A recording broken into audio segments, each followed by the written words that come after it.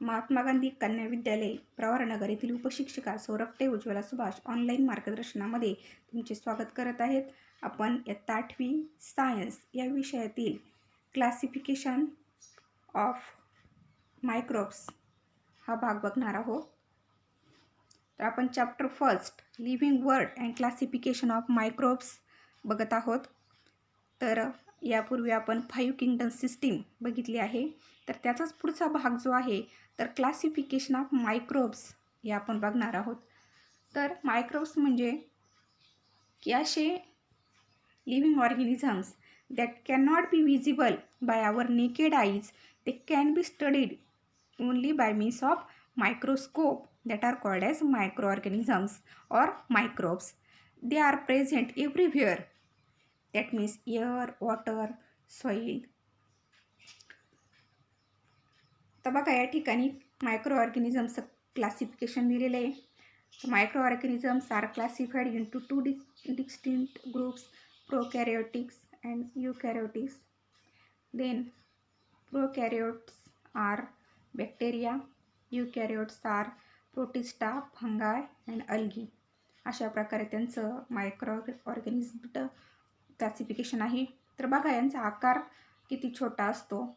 तर 1 सेंटीमीटर म्हणजे की समजा तुमची पट्टी जी आहे तर तिचं त्याच्या सेंटीमीटरमध्ये असते आणि त्याचा 1 ते 2, 2 ते 3 असे छोटे छोटे भाग असतात. तर ते 1 सेंटीमीटर असतो. आता त्याच्यामध्ये 10 भाग असतात छोटे छोटे, त्याला मिलीमीटर असं म्हणतो.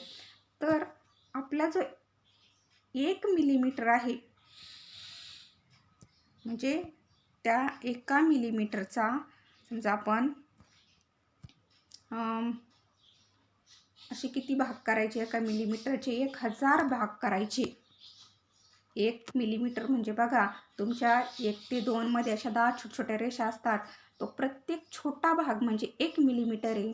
आणि अशा त्या एवढ्या छोट्या भागाची 1000 आपल्याला जवळजवळ किती भाग करायचे आहेत, 100,000 1000 भाग करायचे. म्हणजे जवळजवळ त्याचे 10 लाख भाग करायचे आहेत. आणि त्याच्यातला 1 भाग म्हणजे 1 मायक्रोमीटर. त्याला म्यू असं म्हणतात बघा, 1 मायक्रोमीटर.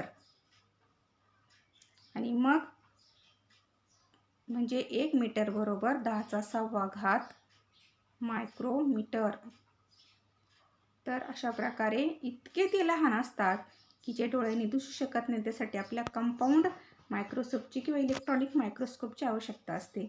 तर आपण प्रत्येक घटक बघूयात. तर पहिला आहे बॅक्टेरिया. तर आपल्याला बऱ्याचदा काही बॅक्टेरिया उपयोगी असतात, काही बॅक्टेरिया युजफुल असतात, युजलेस असतात. काही उदाहरणार्थ मिल्कचं कडमध्ये जे कन्व्हर्जन करतात तर ते आपल्याला उपयोगी आहेत. परंतु काही बॅक्टेरियांमुळे आपण आजारी पडतो, भाज्या आपल्या खराब होतात. तर ते आपल्याला युजलेस किंवा हार्मफुल बॅक्टेरिया आहेत.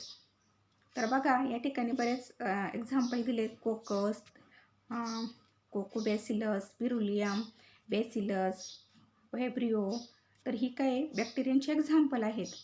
आता हे कसे असतात, बॅक्टेरियाच्या कॅरेक्टरिस्टिक काय आहे तर ते युनिसेल्युलर आहेत. Parasitic organisms. पॅरासिटिक म्हणजे काय, दुसऱ्यावर डिपेंड असणारे, दुसऱ्यांच्या बॉडीमध्ये इन्क्रीज होणारे. It is prokaryotic cell. They reproduce by simple binary fission. आता ही बायनरी फिजन म्हणजे काय आहे तर हे आपण पुढं बघणार आहोत. आता याचे एक्झाम्पल्स तर लॅक्टोबॅसिलाई, कोकस, स्पिरुलियम, बॅसिलस. आता बघा ही वेगवेगळ्या आकाराचे असतात. They have different shapes. Rod like, round shape, then zigzag shape, so comma like shape. अशा वेगळ्या शेपचे ते असतात.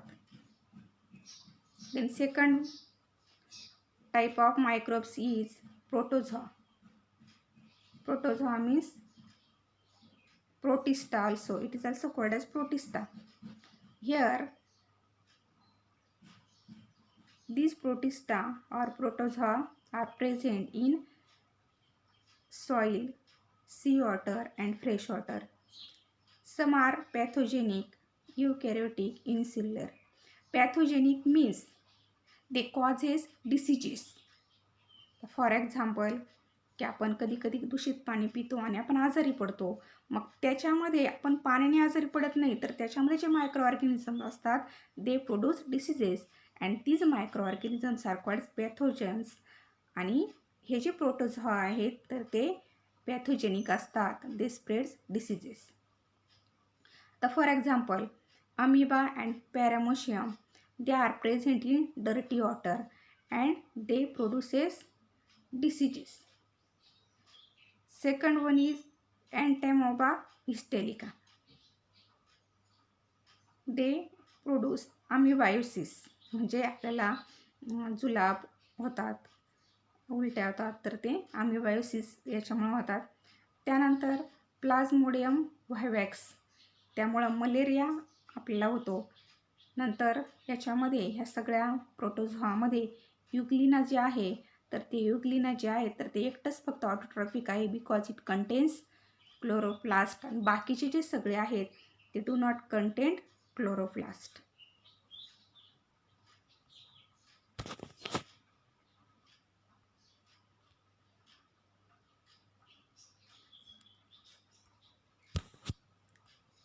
Now the third one is fungi. As we know, it is saprophytic and it grows on dead and decaying organic matter. So they are called as saprophytic. It is also eukaryotic unicellular cell. Then its examples are baker's yeast, candida, mushroom, etc. तर ही ते फंगाईची figure आहे. परीक्षेला तुम्हाला figure विचारली जाते. तर बघा आपण पाव तयार करताना ईस्ट वापरतो, तर ते सुद्धा फंगाईचंच उदाहरण आहे. आपण बघतो त्या कुत्र्यांच्या छत्र्या वगैरे आपल्याला पावसाळ्यामध्ये खूप मोठ्या प्रमाणात दिसतात, किंवा भाजीपोळी खराब झाली तर त्यावरती आपल्याला असं कापसासारखं भाग आलेला दिसतो. It is called as fungi. Fourth one is algae. They are aquatic. Algae म्हणजे शैवाल, ते पाण्यामध्ये आढळतं. दे आर ॲक्वेटिक म्हणजे पाण्यामध्ये आढळणारी. युकॅरियोटिक युनिसेल्युलर, हे सुद्धा युनिसेल्युलर आहे. जे युनिसेल्युलर असतात तर ते आपल्याला साधारणपणे डोळ्याने दिसू शकत नाही. They cannot be visible by our naked eyes. Autotrophic, as they are green in colour, they have chloroplast in it and so they prepare their own food. Then second, chloroplast is present. त्यांच्यामध्ये chloroplast असतं आणि म्हणूनच ते autotrophic आहे. त्यांचे example chlorella, chlamydomonas, they are example of algae. Next one is viruses. तुम्ही बघितलं असं की क्लासिफिकेशनमध्ये तुम्हाला या ठिकाणी व्हायरस कुठंच दिसला नाही. तर व्हायरस हा हे जे बाकीचे गट आहेत प्रोकॅरियोट्स आणि युकॅरियोट्स यांच्यामधला जो भाग आहे तर तो म्हणजे व्हायरस. तर बघा आता तुम्ही कोरोना व्हायरसविषयी ऐकता, तर हा व्हायरस काय असतो? The organisms which are in border line in between living and non living things. तर लिव्हिंग आणि नॉन लिव्हिंग थिंग्स यांच्यामधला जो घटक आहे तर त्याला व्हायरस म्हणतात. म्हणजे तो जिवंत आहे पण आणि नाही पण. म्हणजे काय की जोपर्यंत तो दुसऱ्यांच्या शरीरामध्ये प्रवेश करत नाही तोपर्यंत तो मेलेला असतो, आणि दुसऱ्यांच्या शरीरात प्रवेश केला की तो लगेच जिवंत होतो. That means it can survive only in other host living cell. It is positive agent for many plant and animal diseases. आता असा कुठला बॅक्टेरिया तरी काही युजफुल असतात, काही हार्मफुल असतात, पण व्हायरस मात्र कुठल्याही प्रकारे आपल्याला उपयोगी नाही. ते फक्त डिसीजेस प्रोड्यूस करतात. आता आपण बघतो की कोरोना व्हायरस त्याने किती धुमाकूळ घातलं आहे सगळीकडे. म्हणजे कुठल्याही प्रकारचा व्हायरस हा डिसीज प्रोड्यूस करतो. इथं फॉर एक्झाम्पल आता ह्युमनमध्ये व्हायरस काय काय करतो? तर पोलिओच्या व्हायरसमुळं पोलिओ होतो, HIV व्हायरसमुळं एड्स होतो. त्यानंतर कॅटल म्हणजे जनावरांमध्ये पिरकोना व्हायरस आहे. नंतर प्लॅन्ट्समध्ये टोमॅटोचा जर विचार केला तर टोमॅटो झाडावरती रोग येतो. बघा असे टोमॅटो होतात, त्यांचे जे रूट्स आहेत तर ते खराब होऊन जातात, डेड होतात, आणि ते झाड जे आहे टोमॅटोचं झाड ते विल्ट होतं, सुकतं. तर तो जो विल्ट नावाचा डिसीज आहे टोमॅटोवर येणारा, तर तो हा विल्ट व्हायरसमुळे येत असतो. नंतर टोबॅको, तंबाखूच्या पानांवर सुद्धा मोझाईक नावाचा व्हायरस येत असतो. नंतर बॅक्टेरियांवरती सुद्धा व्हायरस अटॅक करतात. तर बॅक्टेरियांमध्ये बॅक्टेरियोफेज नावाचा व्हायरस ॲक्टिव्ह असतो. तर आता बघा, ह्या बॅक्टेरियोफेजची जी आकृती आहे तर ती पुस्तकात दिलेली नाही आहे, परंतु तुमची जी एक्झरसाईज आहे तर त्या एक्झरसाईजमध्ये तुम्हाला ती काढायला सांगितलेली आहे. तर या ठिकाणी बॅक्टेरियोफेजची आकृती दाखवलेली आहे, ती वहीमध्ये काढून घ्या, परीक्षेसाठी महत्त्वाची आहे.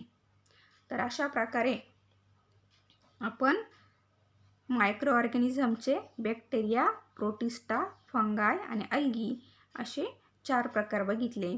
आणि व्हायरस जो आहे तर तो लिव्हिंग आणि नॉन लिव्हिंग मधल्या बॉर्डर लाईनमध्ये आहे. तो लिव्हिंगही नाही आणि नॉन लिव्हिंगसुद्धा नाही. आणि काही व्हायरसचे हे एक्झाम्पल आहेत. तर आपण जो भाग बघितला तो पुस्तकामध्ये वाचायचा आहे, त्याचा स्टडी करायचा आहे आणि आपल्या वहीमध्ये लिहून घ्यायचं आहे. थँक्यू.